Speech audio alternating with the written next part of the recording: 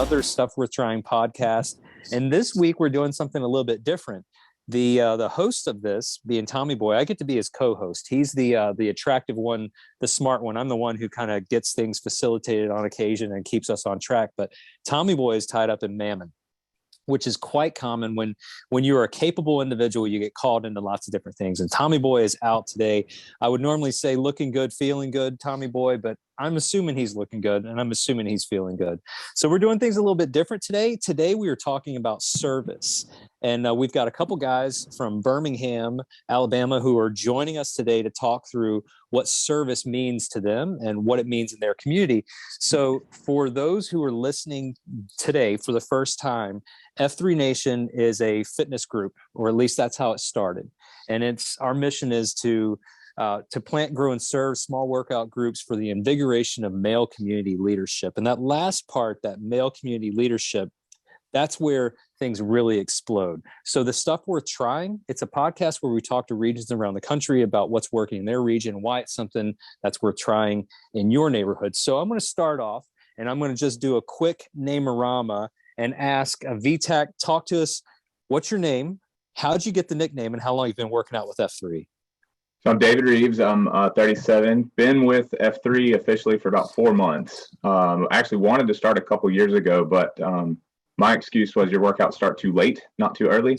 I had to be at work at 6. So did a career change, got a new degree, and was able to do it. A friend of mine crossed paths. His name's River Rat, and said, "Hey, I'm doing F3." I said, "I really want to do that," and until I went and I almost died. But shout out to several guys in the Birmingham region, Probiotic, Wambulance, and Shawshank. They really took care of me and made sure that I did well in the first workout. I kept coming back. So V-Tach is short for ventricular tachycardia. I'm a newly trained heart mapper. So we map the inside of a heart of a patient who has a bad rhythm, and a doctor, a cardiologist, does an ablation inside the heart based on the information that I've given. So Shawshank seemed to think V-Tach was cool, and I'm pretty grateful for it. You know, it could always be worse. That's the thing about these nicknames. Sometimes you get a really great one, and sometimes you get one that you just have to live with. V-Tach's a pretty sweet one. And to be honest with you, I've met guys all over the country, and I've never heard of another V-Tach. So there may be another one of those V-Tachs out there, but you're the only one that I've personally had interaction with. So glad to have you on. What about you, Dunlop? How long have you been associated with F3, and how'd you get the name?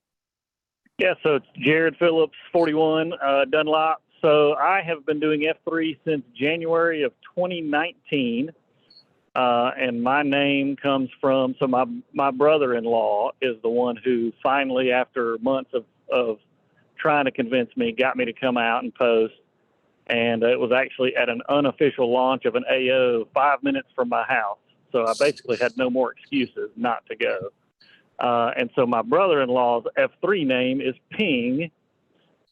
He's an excellent golfer, or at least used to be before he had, family and kids. And so I happened to mention that I was a terrible golfer.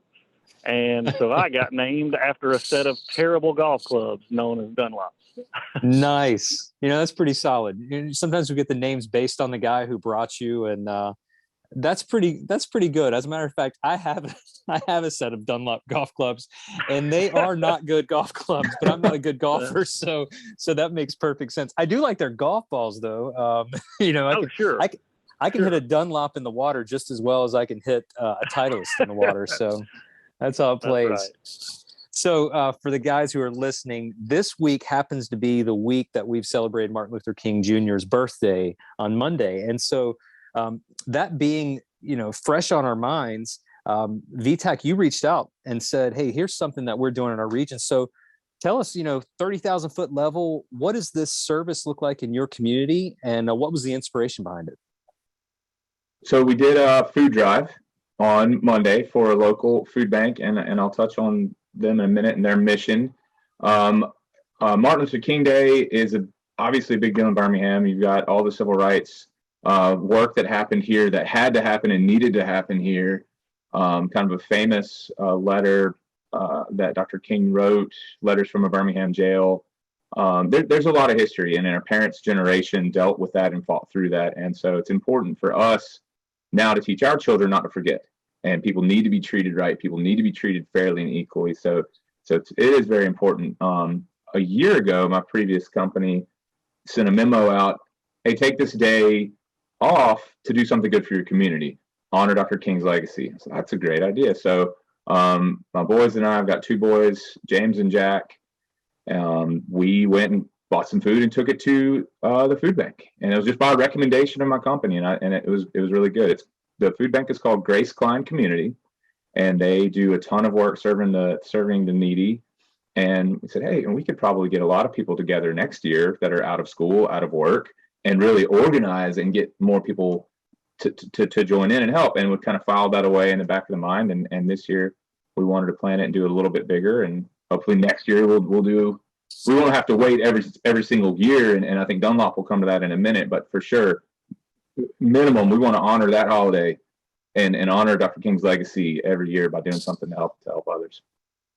So being that F3 is free to lead, did you have to go to like the SLT of Birmingham and say, hey, listen, I want to do this thing, or did you just do it? And I guess this will be a question for you first, V-Tach, and then Dunlop, how did you get involved? So did you have to ask for permission, or you just kind of ran with it? No, I was doing it anyways, and was selfishly looking for more people to donate food. And I said, this would be awesome if it's also inclusive of F3. So, hey, Dunlop, how did you feel when I called you and said, hey, I'm going to do this. What do you think?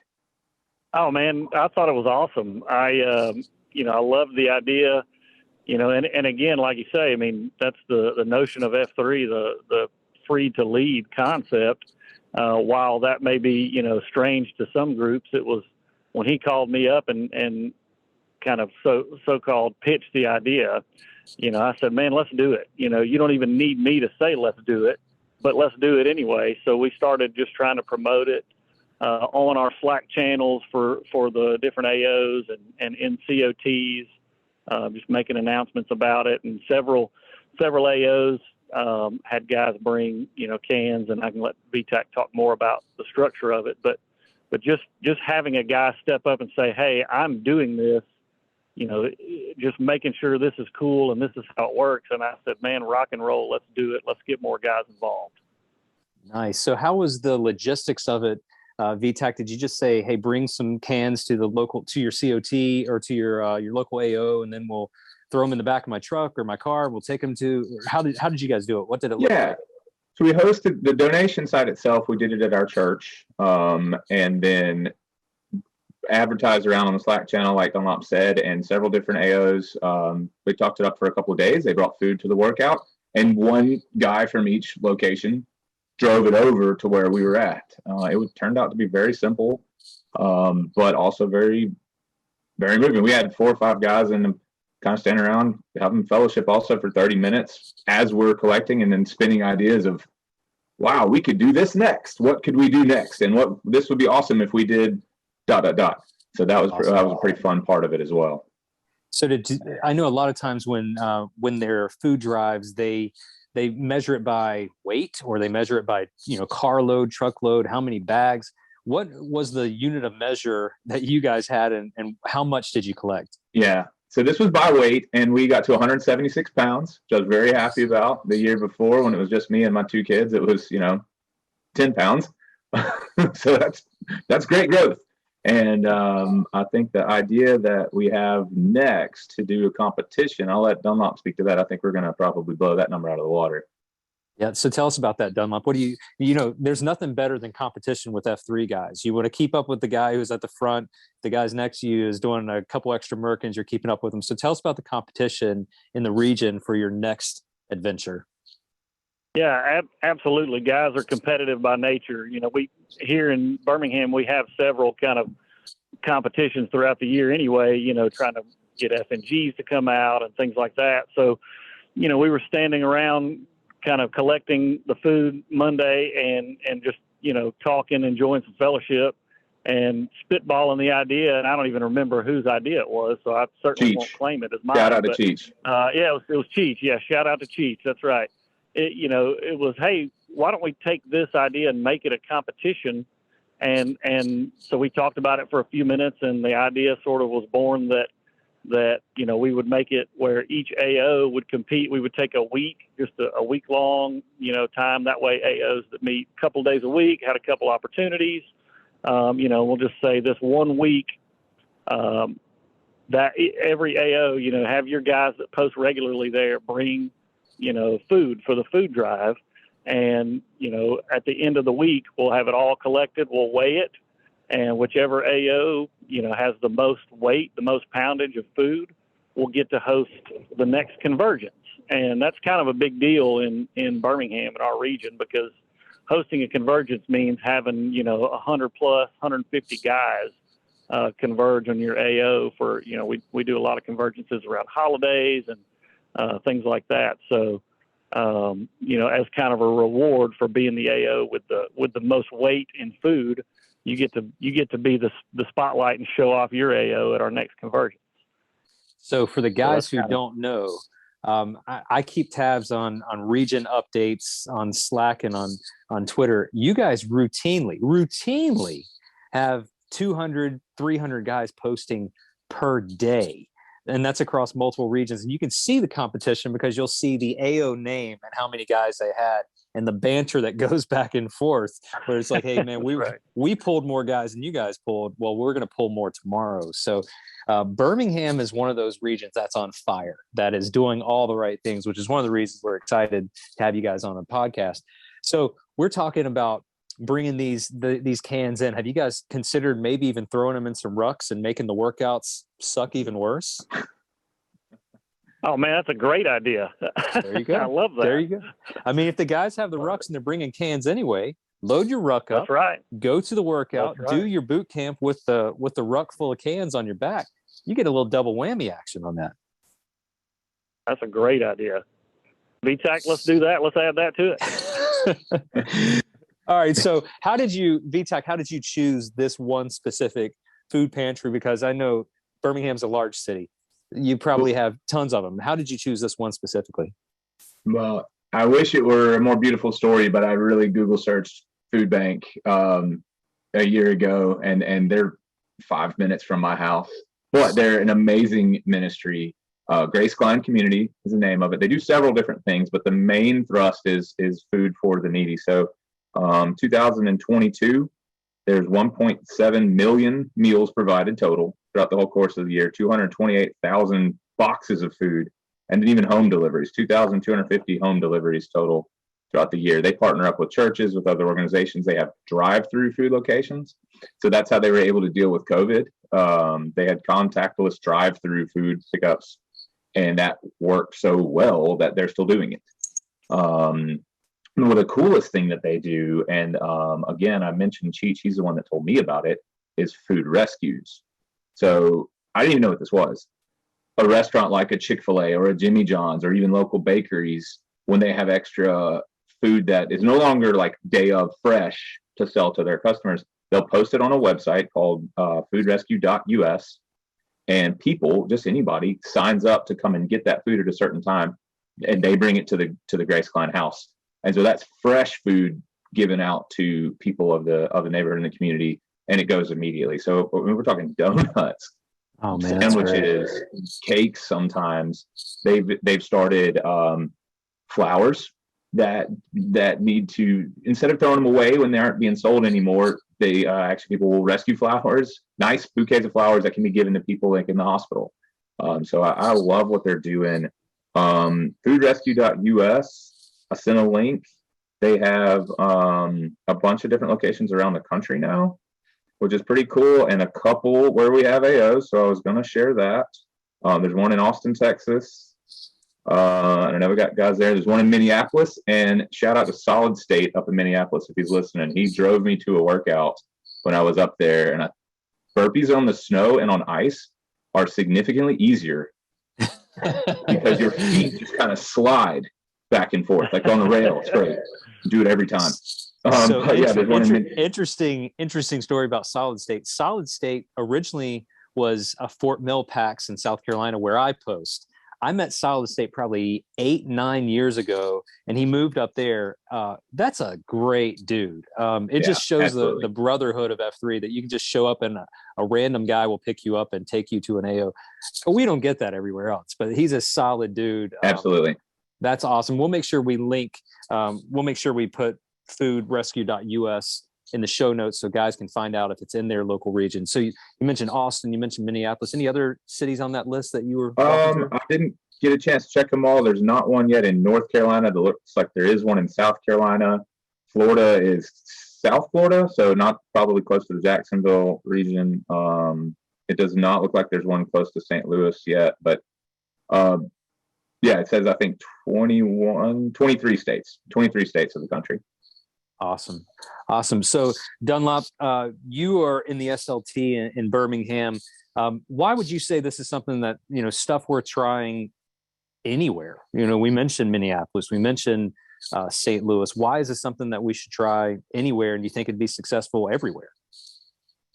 Well, I think you should try it because ultimately, that is our goal is to invigorate male community leadership, right? So this is just an example of, one of our guys sort of taking that by the horns and running with it and growing it. And look, just in talking to him about this, it started, a year ago with him and his boys. This year it grew to, several packs getting involved. And then now we're looking at growing it to a region-wide thing. All because of one guy seeing a need, understanding that we are free to lead and that we are called to, be leaders in our community. So it's worth trying because it's what we're called to do. That's a great point. Interesting that this was something that may have started, corporate, working with a job. And it's amazing sometimes where these ideas come from, but being free to lead the charge without any red tape holding you back. That's one of the great things about F3 is that we have that capability and we are encouraged to lead in that capacity.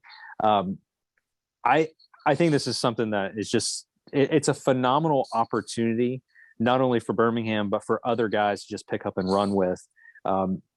Did they give you any feedback as to like, hey, these are the certain foods we need, let's avoid these certain foods? Did you have a list of stuff? In the beginning, no, just they actually said bring anything. And as a kid, you grow up with your once a year canned food drive, right? Non-perishables only. I called them up and said, what would y'all really like? And this was a year ago. They said fresh milk, fresh butter. It flies off the shelves. And I was blown away.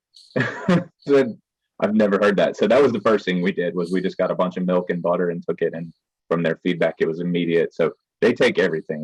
They have loaves of bread from Jimmy John's headed out the door right now. Yeah. So that's pretty cool. And for those who are listening, it's not necessary that you go and buy the most expensive can of peas. A can of peas, great value brand from Walmart or from Aldi or from Lidl or some of these discount stores is just as good. And as a matter of fact, it's something great to get your kids involved where, you can fill a shopping cart full of food at a discounted grocery market for $50 to $75 versus going to another store and spending $100, $125. But it's the impact that you're building on your children, the next generation of service. So I'm assuming, V-Tach, that's probably something that you're pretty proud of. Your boys are learning this early on. And the hope is that they continue with a living third and having a heart for service for the future. Was that something that, you may have thought of at the time? And is it something that you hope continues in the next generation? Yeah, absolutely. I can't take a lot of credit for that. Our church has just a great attitude of service. It's really get outside of the four walls. And so we do first Saturday serves. We go into urban areas of East Birmingham and help people work on their houses. I've literally replaced a door on the back of a lady's house that couldn't lock it up.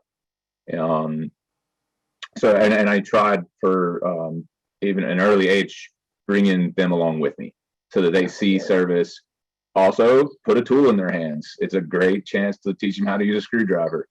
And they have enjoyed it. And in this example this week on Martin Luther King Day, when we took the food, we all said a prayer together.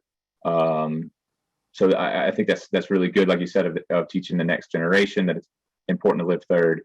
And hopefully they see me doing that. Hopefully they have a good memory. If we keep this up as an annual tradition, I've already talked to my older son. Maybe he wants to keep doing it during into college when he's off on his own. And I hope that a good memory of Dad sticks with him for a long time. Awesome. So we'll go and land this plane. Dunlop, what else would you like to add for the guys who are listening? And then we'll close out with V-Tach. So Dunlop, what would you like to add? Sure. Two things real quick, kind of going back to when you were asking about the types of food and what V-Tach was talking about with them needing fresh foods as well. Part of that I feel like is because V-Tach found a local organization to work with. Grace Klein, I'm somewhat familiar with them. We've done some other things with them. We did a kind of a toy drive at Christmas, the last 2 Christmases with them. But they actually have a home that they run in town, that they take in women and children that need a place to go, essentially. So because it's a local organization, and this is not a knock on any sort of nationwide effort, because I think every effort is important, but because it's a local organization, you can take them things that don't necessarily have to sit on a shelf for months and months at a time while they distribute it.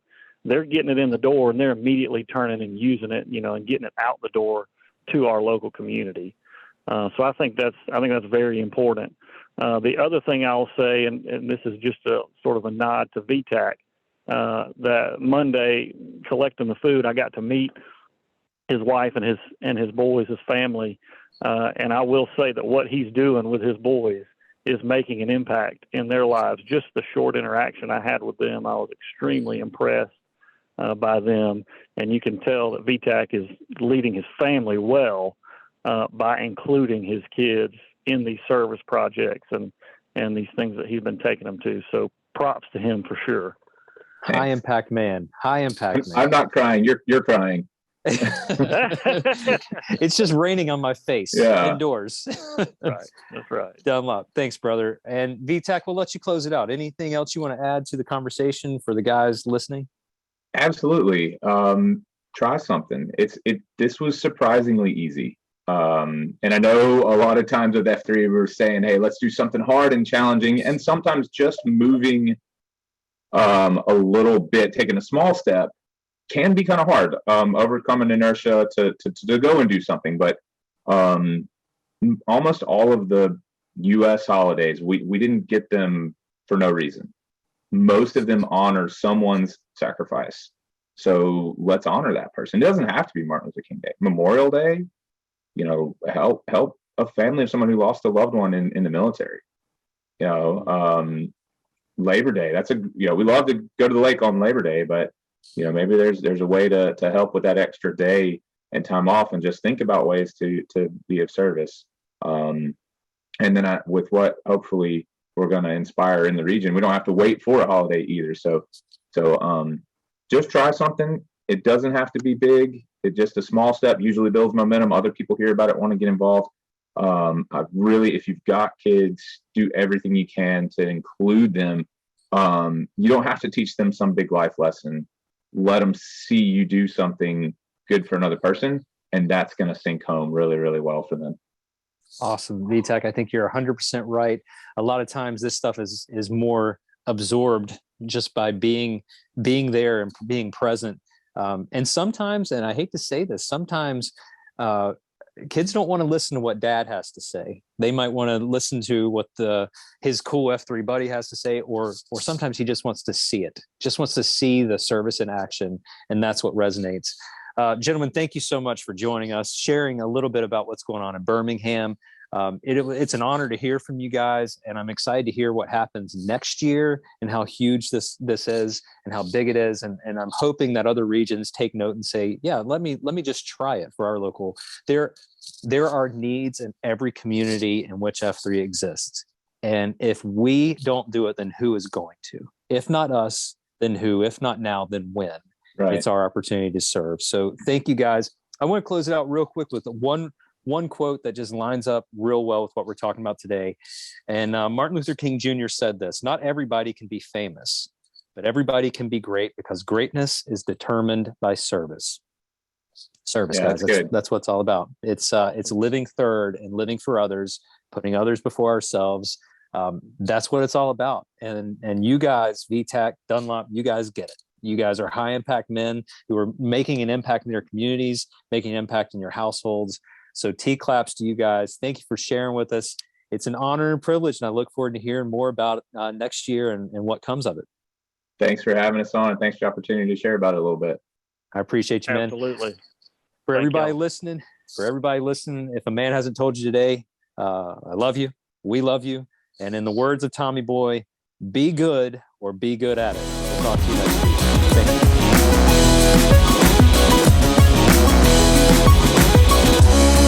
you.